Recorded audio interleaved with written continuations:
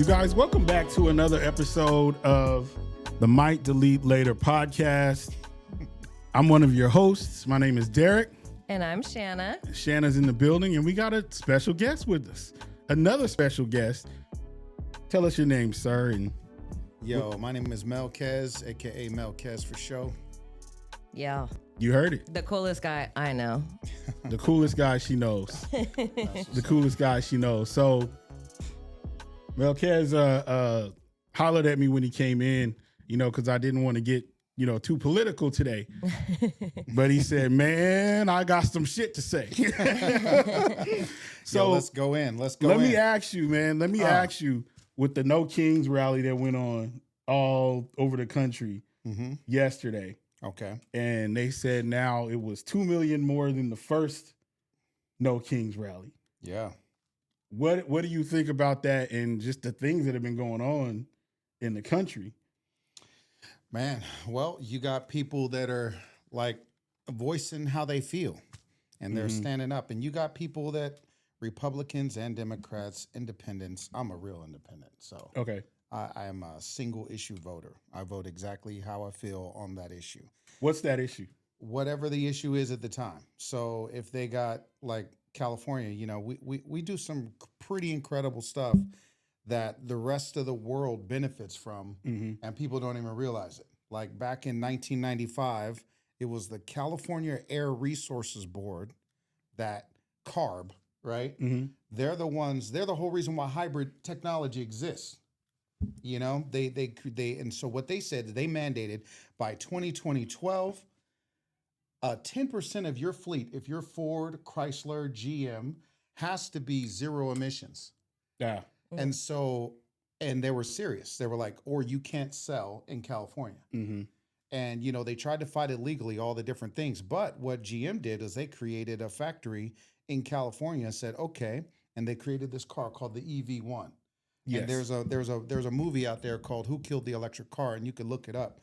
And it will kind of break down what I'm saying to you now. But long story short, if you move in politics, you can make a difference that's bigger than where you are locally. And so my thing about this whole No Kings rally and like what California did with the Air Resources Board, they told them, they said, okay, they all developed a car. They created a car. Then they subsequently destroyed these cars. Like there's like 2 or 3 left or something like that. One got stolen and got recycled back in the system. So that person has it.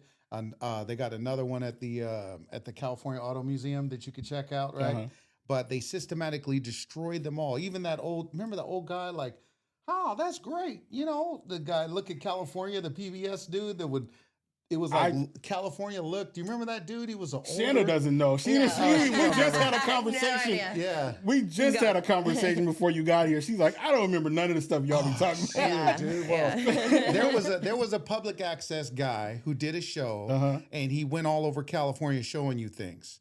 And he would always be like, "Oh, that's great," He was he was doing a video at a recycle plant, and it's in the movie. They show it in the movie, and they were destroying these Ford electric vehicles. And he's like, "Why are they? That's a perfectly good car. Why are they destroying it?" And they were like, "Oh, something about insurance." What they did was gangster. They basically leased it, so you couldn't own it. And at the end of the lease, they took them back and destroyed them. Because at the same time, while they were doing this, they were also funding campaigns of people that are going to change this. So then California shifted when Schwarzenegger became our governor, and they went to fuel cell technology. It was a bait and switch, and they moved the emphasis off of electric and went to that. Yeah. And it didn't come back until Elon, and Elon blew up the whole Gates. Yeah, he did. So before he went all kind of, on us, right? The Führer. Yeah, before he went all to the dark side, and and was listening to the Emperor.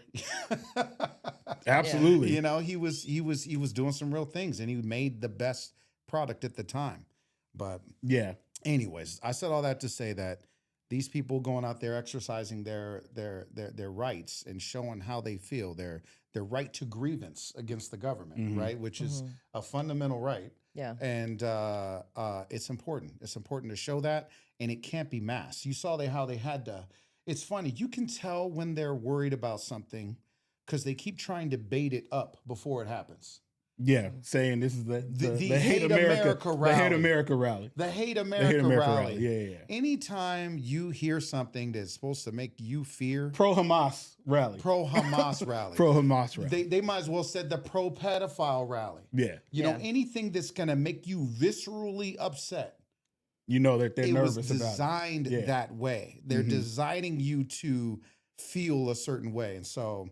I don't know. I just point these things out. I see them and I'm like, yo, whatever it is. But I'm glad. Hey, people came out. They did their voice. They spoke up. They did their thing. Democrats are struggling with messaging. Absolutely. So horribly. Absolutely. And, I personally think with that they've got to. I heard Charlamagne on the Breakfast Club saying something. I don't agree with a lot of stuff Charlamagne says, but the one thing that he said was the old guard got to go. Oh yeah, of the Democrats. Yeah, they got to go. The old guard got to go. They're paid off. They're comfortable. Anytime you're comfortable, you become complacent. Yeah, and you'll go as far as your donors will allow you. Yeah, absolutely. And when that guard needs to go because, and then the messaging with some of the younger ones seem to stick. Jasmine Crockett, AOC, Mamdani in New York, because they're just talking some real stuff. Yeah. And it's just real. They're just saying real things. Yeah. And people don't like the real things because we have you saw that clip of Bernie and they showed him like 20 years ago talking about the oligarchy. Yeah, I saw it. And he was teaching the class, right? And they tried to make it seem like, oh, he's just the same repeated thing. But he saw signs of it before. Mm-hmm. He's seen the implementation of it. Citizens United. That might change the game. Because Citizens United means it's legal. Well, it was always legal to pay our politicians. Really, our whole system, if you got enough money, you can make them do what you want to do. You know, I'm gonna support your campaign. You're gonna do the things I want you to do. And that's kind of how that works. It moved away from individuals, oh, this is my representative. He's representing me. That fool is representing his donors. Absolutely. His donors got him elected. And that goes for the Reds and the Blues, the Bloods and the Crips. Yeah. You know, they're both banging on their sides and, you know. Yeah. Yeah, absolutely. So that's why I'm independent. I'm like, you know what? I will vote how I feel on the subject. Like a while back, California had something that was incredible that would have changed the whole world. Actually, 2 bills that would have changed the world. One was that Truth in Labeling Act. I don't remember that one. Well, that was the one that would have said all of your food has to be labeled where it was from. Mm-hmm. So if you got Brazilian meat, it's Brazilian meat. Mm-hmm. If you got chili, this, you got that. And what it would have done is said, oh, if anything was GMO or created with XYZ, it would have to be labeled. Mm. What people didn't realize is cheese. What is it, like 80% of the cheese in America all has this synthetic enzyme because it's cheaper to make than the real enzyme that you make cheese. Even some of the European cheeses use it that are sold in America, but not the ones sold in Europe. Don't they say, though, that cheese is like addicting too? It's like sugar. It's like it's an addiction. Yeah, it triggers like dopamine receptors in the brain. Yeah. But makes you feel good. So many people will say that about the UK and stuff like if they eat pasta there, it's much different than the pasta here. Oh, yeah. That they can eat it as much as they want. And like they won't gain weight. Why are they not gaining weight? Yeah, they talk about the Mediterranean diet. They don't get sick like we do. Oh, yeah. They talk about Mediterranean diet and I don't know. Really, if you want to get real, I'm not trying to get myself ended here. Well, you're going to get us ended. So let's be careful. Let me say for the record, my name is Melkez and I love life. And the thoughts and views of Melkez.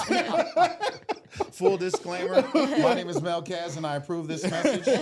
We don't, depending on what he says. No, when things get out of the hands of folks, like they go from small company becomes corporation.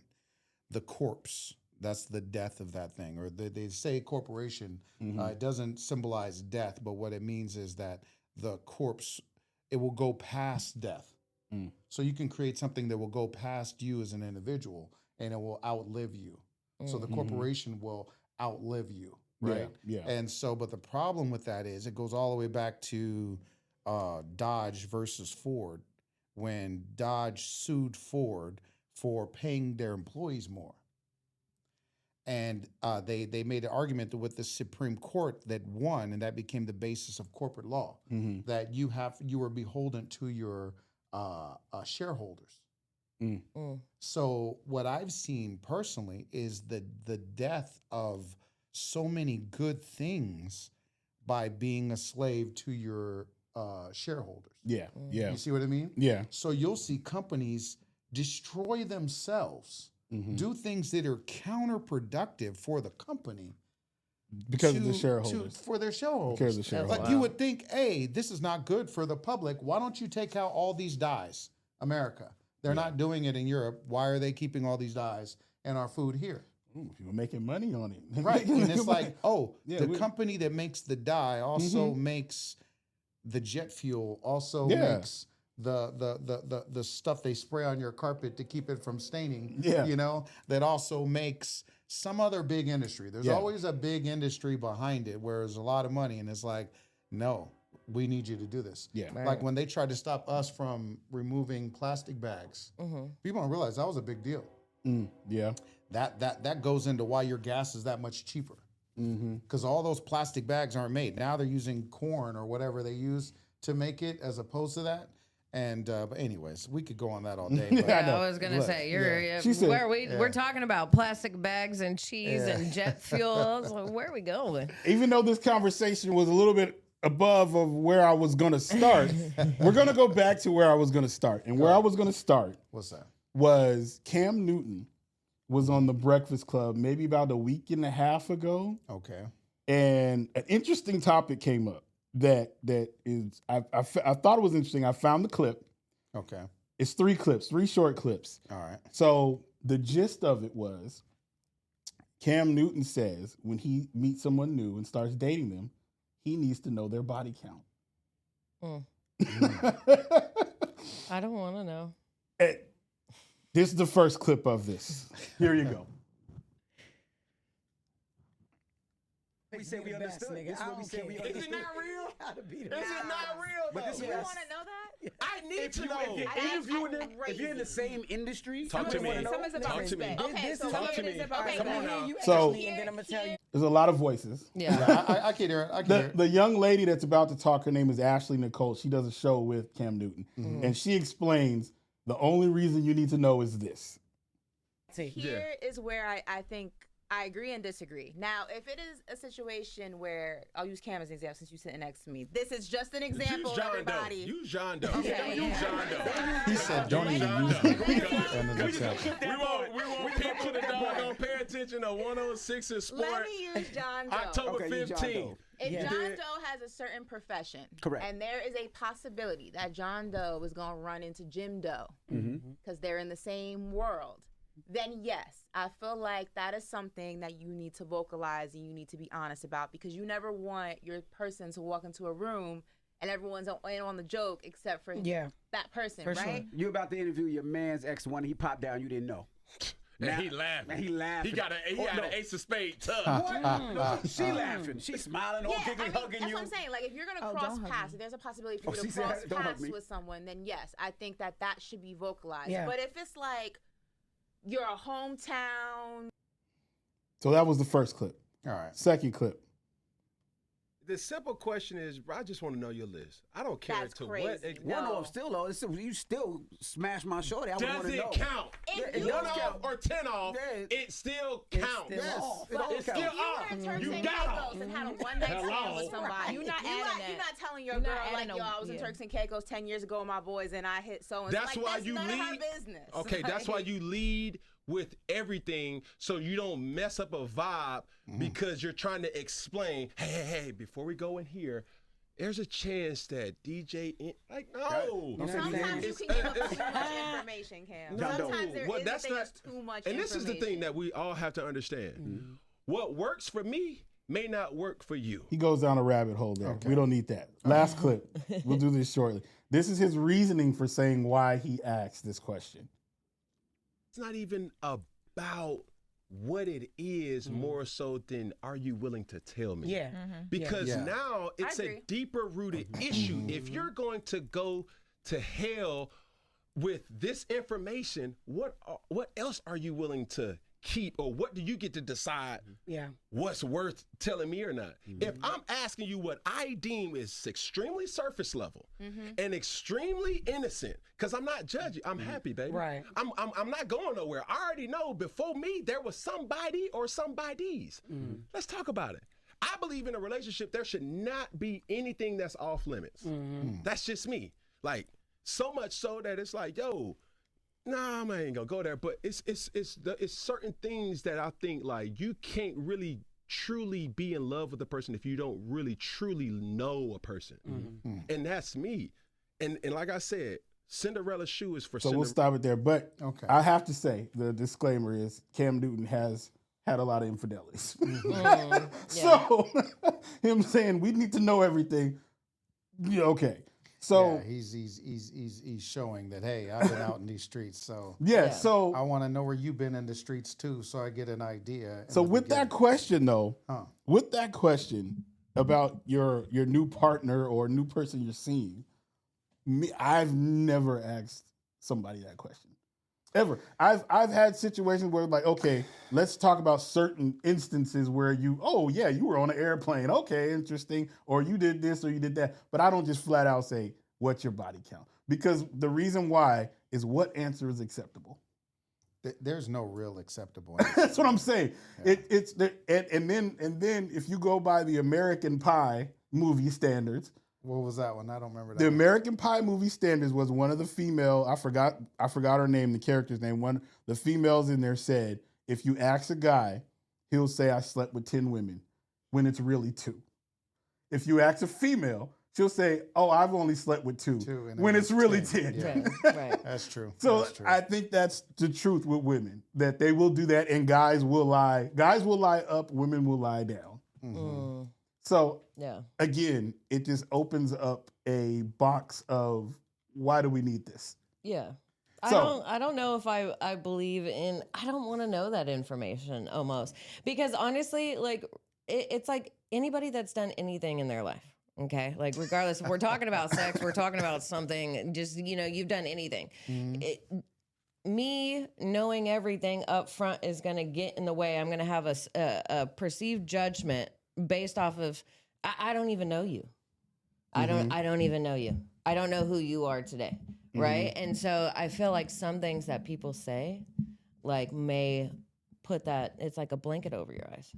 It's almost like now I can't look at you the same ever because But what about the situation the young lady said with if you're in the same field? Oh, yeah. That's important.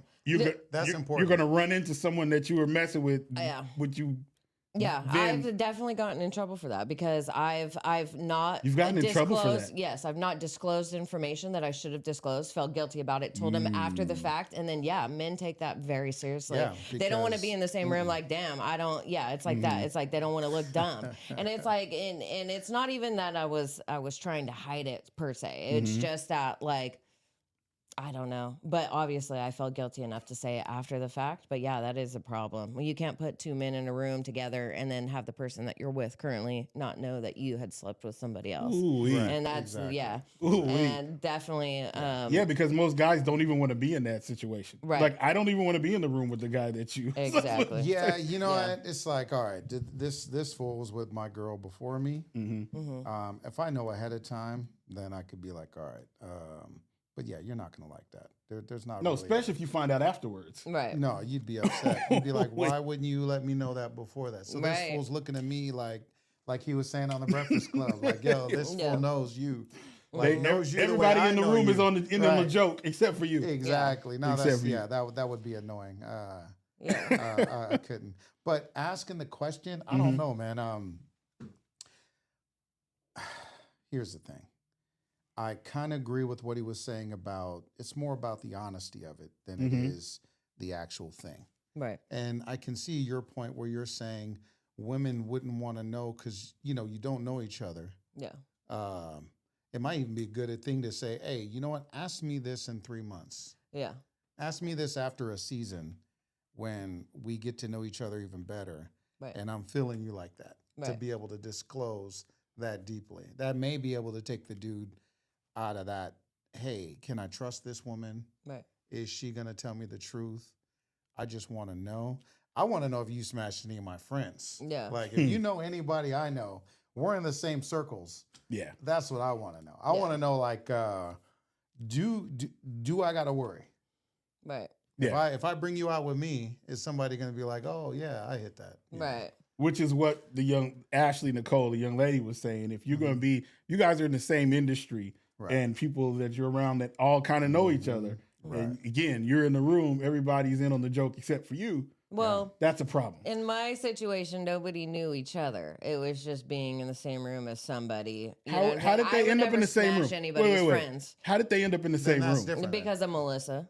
Oh, I don't know who that is. Fucking Melissa. Who's Melissa? Who's Melissa? I love Melissa. It's one of you guys' homies, Melissa? Yeah. Okay. That's the homegirl. Yeah, no, I mean, she's my friend. She, my best friend. She sometimes lacks boundaries. I'll say that in a very nice way. She didn't bring him on purpose. Yeah, because that's her friend. I mean, everybody's her friend. So she brings him around me and my new guy, and then my guy doesn't know, and I'm Lord. I'm in an uncomfortable situation. But we're all hanging out and kicking it, and then I feel guilty, and I'm like, nah, actually, I did smash.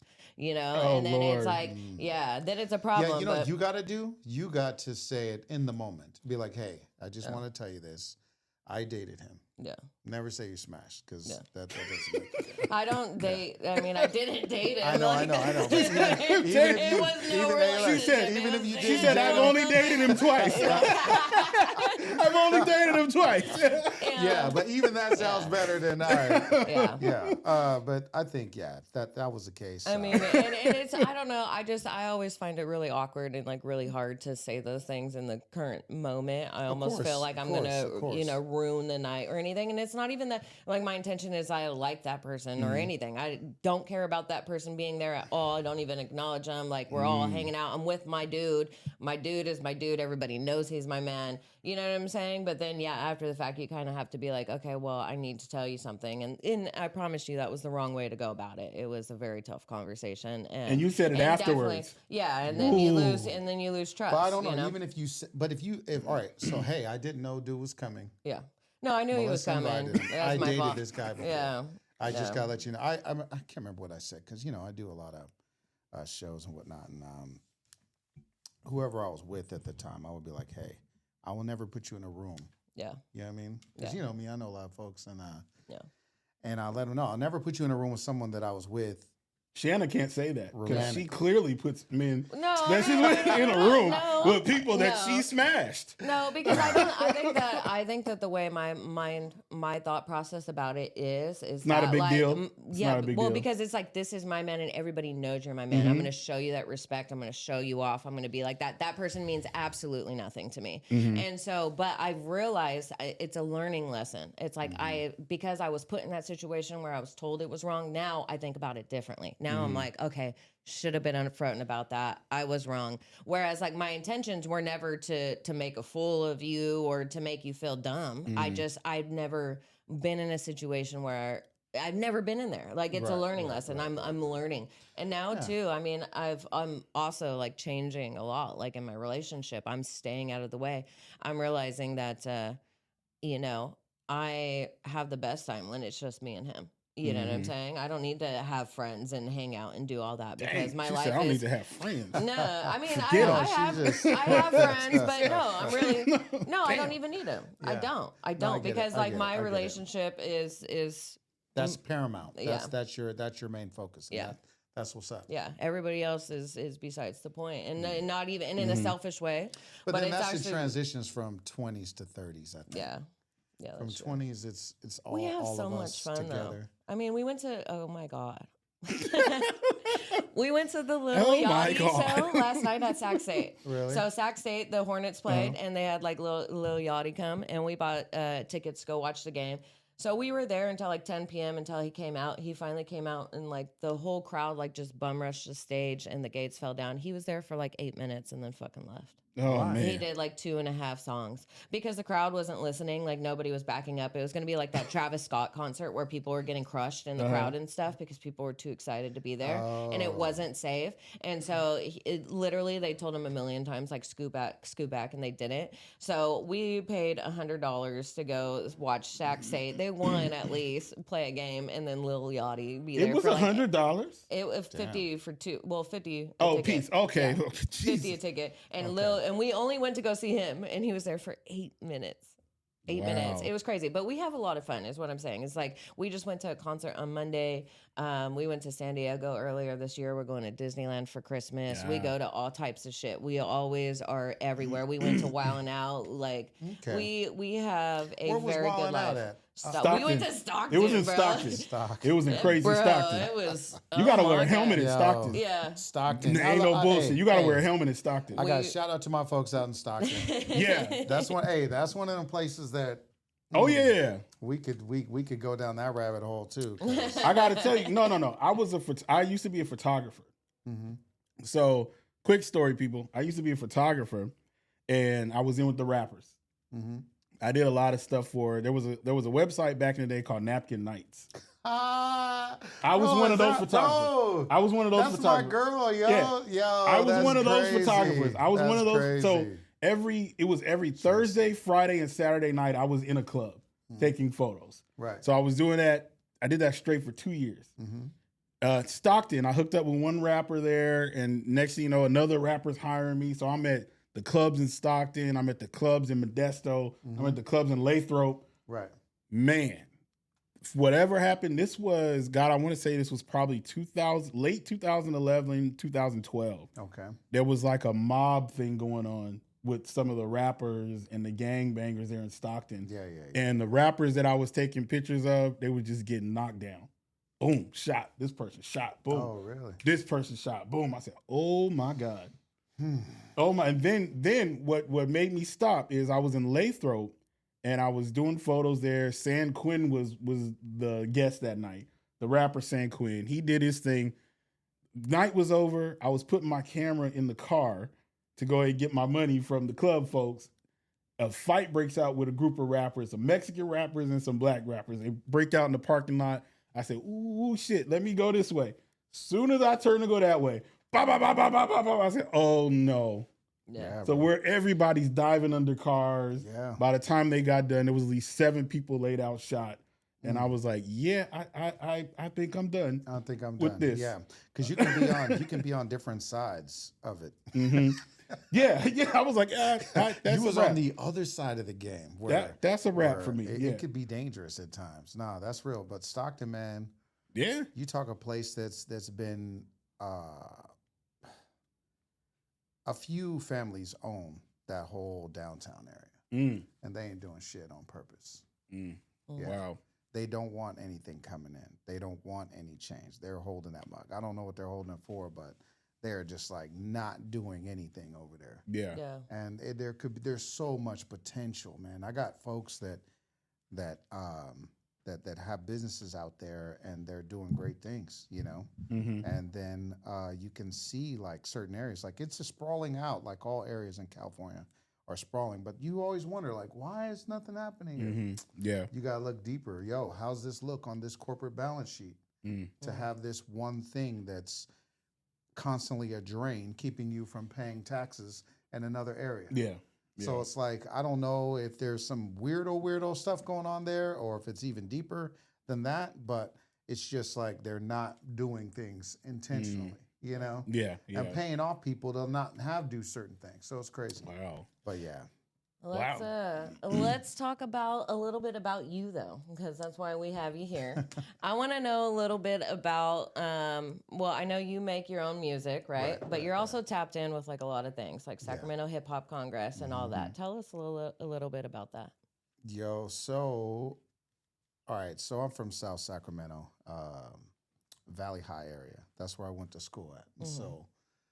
Before they had as many schools they had now, you had like a normal path. You might went to either Prairie, Limebach, elementaries, then you went to James Rudder, And then all the schools are so close together out there too. And then I noticed that. And then when I remember when they were picking the colors for Florin High School, that was going to be like one of the newest schools in Elk Grove Unified. And then I ended up going to Valley because of where I was. But then I kind of split our friendships because back then you only had certain schools you were going to, right? Yeah.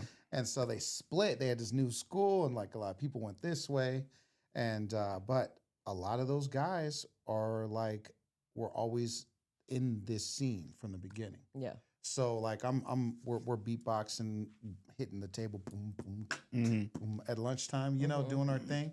So that's where it started, and so.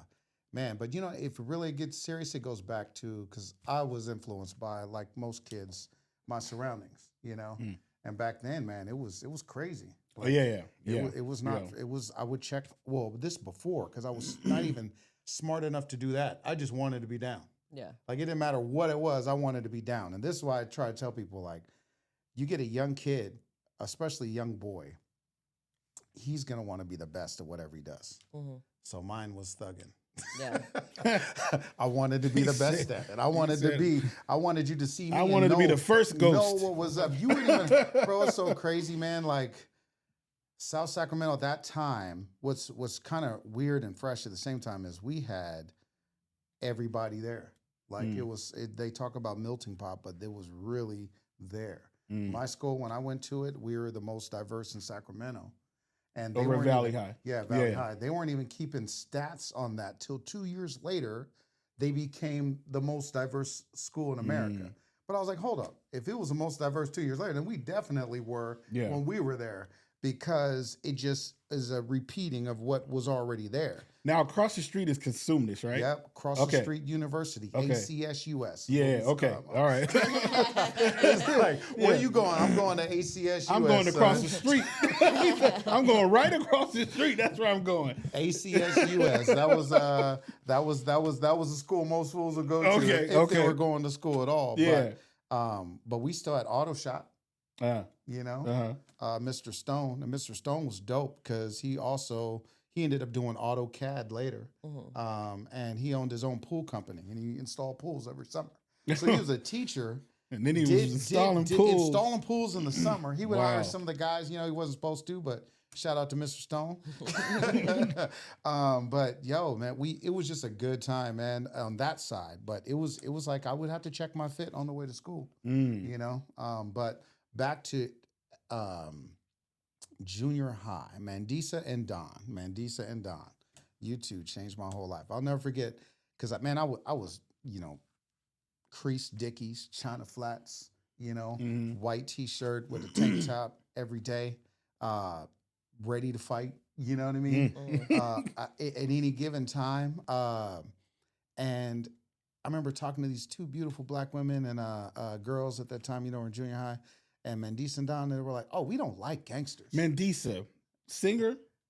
No, I don't know. If so that's not saying. There was a Mandisa from Sacramento that was on American Idol. There was on American Idol, and she's a gospel. There was a Mandisa that was on. Wouldn't that be a trip? I don't know.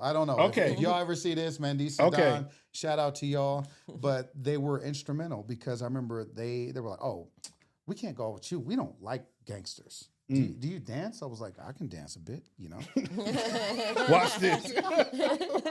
And they're like, no, they were talking about Bell Bit DeVoe, BBD kind of dancing.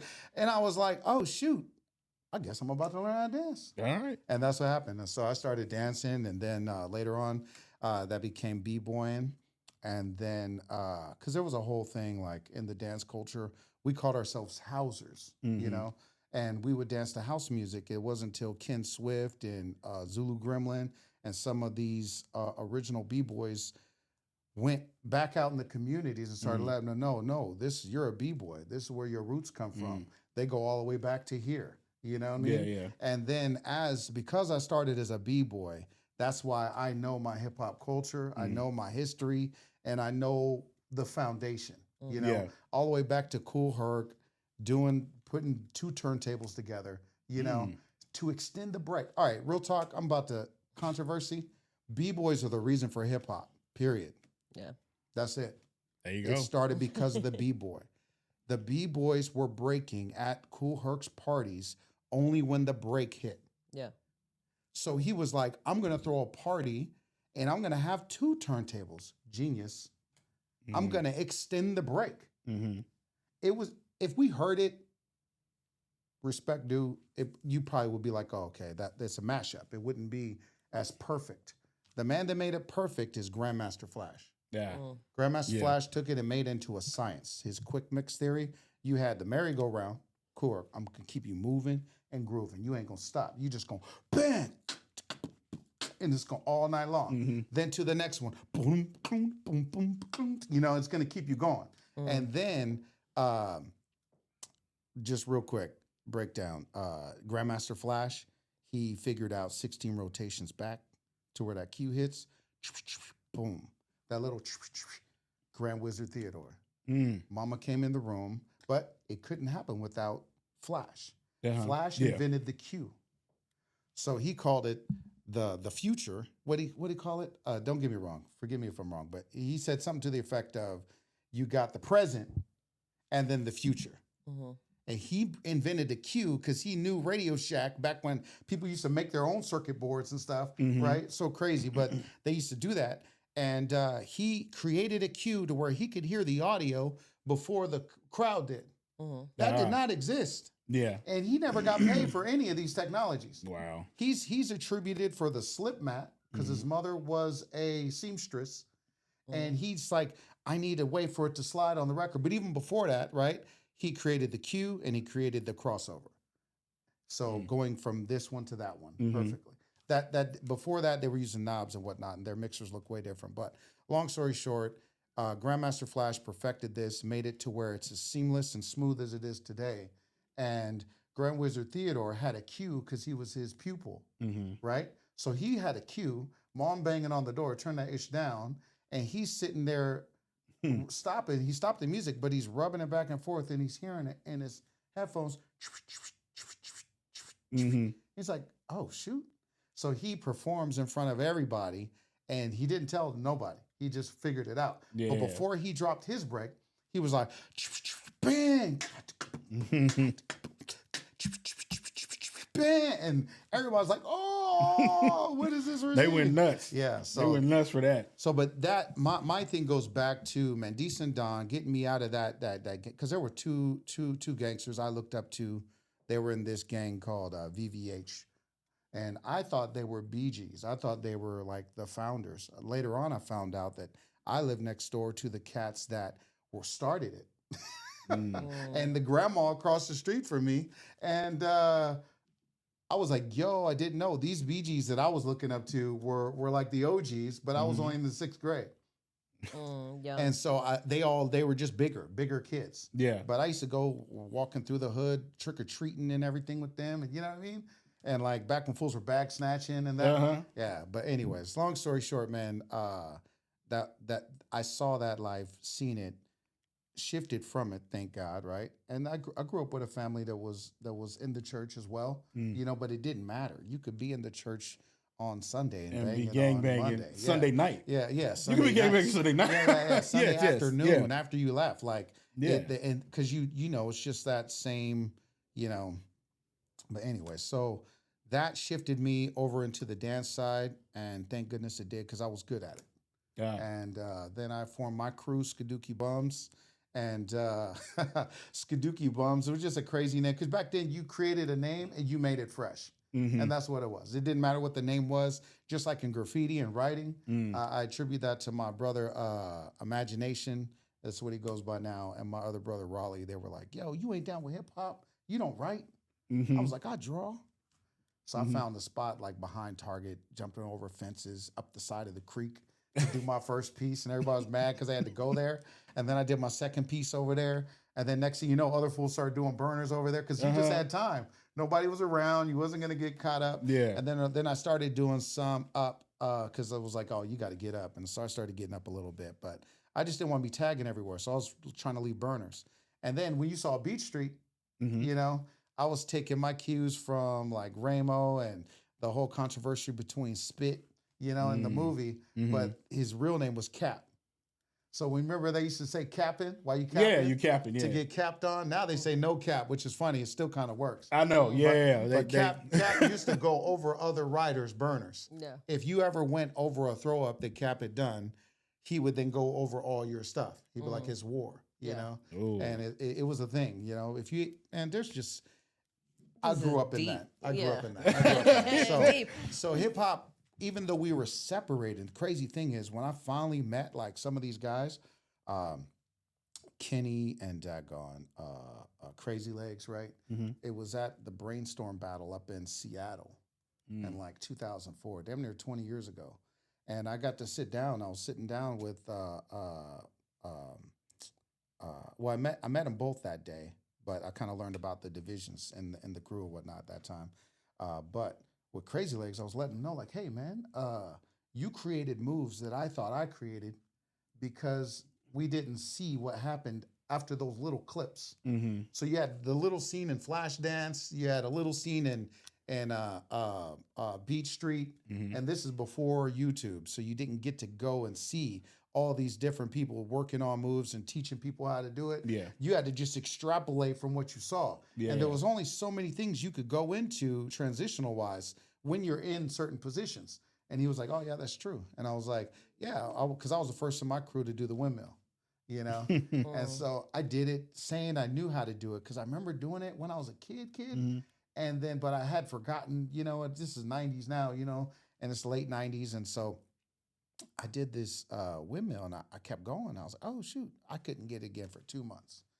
It took me 2 months to get it again. Like I couldn't figure out how I did. I did it all straight hype with all the homies. Like they were like, "Oh my God, do it again!" And then I had to work on that mug for 2 months. Finally got the technique down, and I got it. And that was one of my moves. And shout out to my brother KB, Kevin Brewer. He was in the Skidookie Bums, and he went on to go to not San Jose, but San Diego, and found Jabberwockies.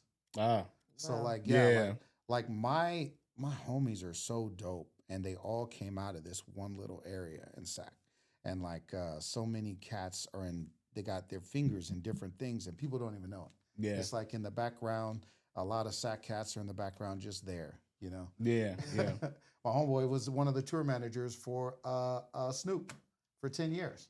Wow. Yeah.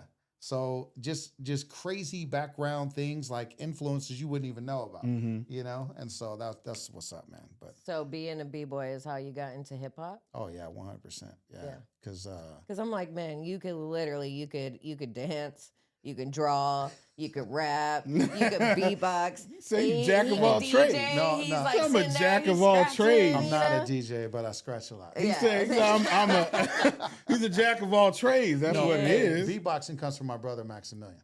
So what's Brainstorm though? Brainstorm was my t-shirt embroidery business that I started. So is that different from Black Bear? Yeah, Black Bear came out of doing Brainstorm and hating it because I had to do all this crap that was whack to me. Yeah. Because, you know, it's a business, so you do whatever your customer wants. But I would print tees. So that started when I was a freshman. That's crazy. But it actually happened as a sophomore.